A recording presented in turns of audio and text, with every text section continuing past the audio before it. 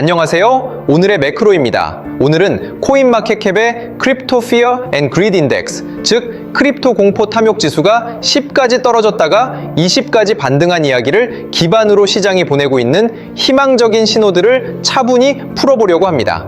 사실 이번 하락장에서 공포 지수가 10까지 떨어졌다는 건 이례적인 상황이었습니다.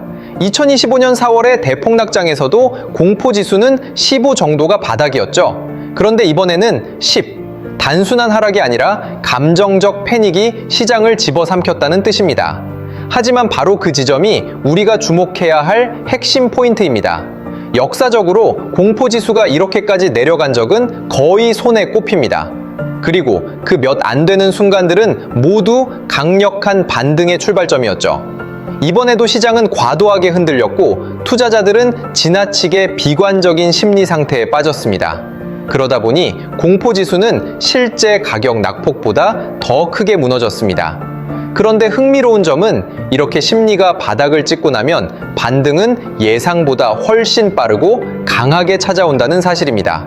지수가 10에서 20으로 올라왔다는 건 단순히 조금 나아졌다 수준이 아니라 시장이 바닥을 확인하고 있다는 강력한 신호입니다.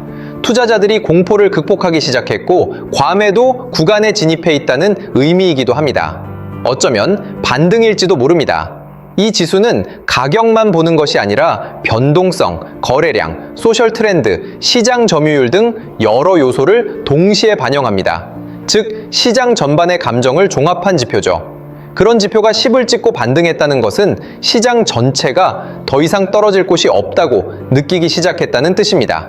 공포의 끝에서 나타나는 심리적 전환점인 셈이죠. 또 중요한 포인트가 있습니다. 2025년 4월의 폭락장조차 공포지수가 15 아래로 내려간 적이 없었는데 이번에는 10까지 붕괴됐다는 것.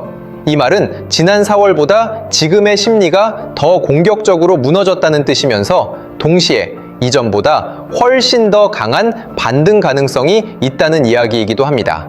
심리가 과도하게 무너졌기 때문입니다. 심리가 너무 떨어지면 반등은 가격보다 먼저 나타나고 그 반등은 훨씬 크게 움직이는 경향이 있습니다.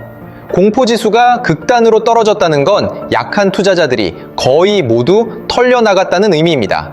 팔 사람은 이미 거의 다 팔았고 남은 이들은 매수 의지가 강한 사람들입니다.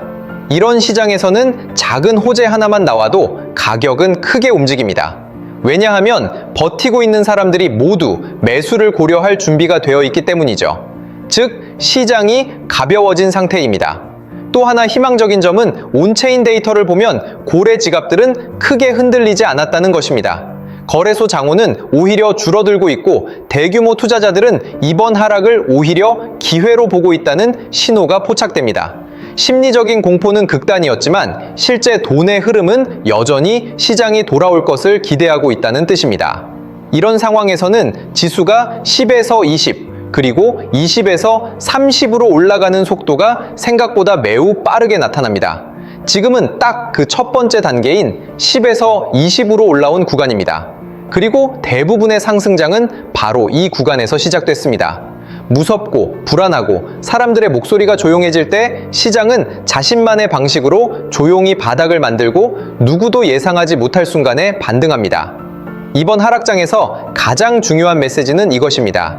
2025년 4월 폭락장의 공포지수 바닥이 15였고 이번엔 10까지 떨어졌다는 사실이 오히려 희망적인 신호라는 점입니다.